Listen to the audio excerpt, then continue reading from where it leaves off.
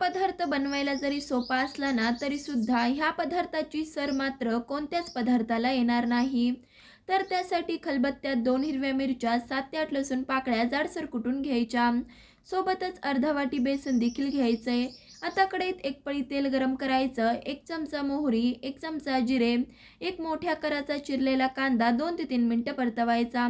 आता तयार केलेलं वाटण घालायचं. ते देखील हलकंसं असं परतवून झालं की 1 ग्लास पाणी, पाव चमचा हळद, चिमूटभर हिंग, चवीपुरतं मीठ घालायचं. पाण्याला छान उकळी आणायची.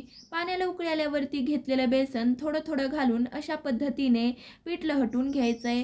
पीठ लहटून झाल्यावरती 3 ते 4 मिनिटं रटरट असं शिजलं की कोथिंबीर घालून मस्त असं पारंपरिक पद्धतीने बनवलेलं पिठलं तयार झालंय. तुम्ही कधी अशा पद्धतीने हटून पिठलं केलं आहे का? नक्कीच कमेंट करून सांगा. आवडलं तर लाईक, शेअर, सबस्क्राईब देखील नक्कीच करा.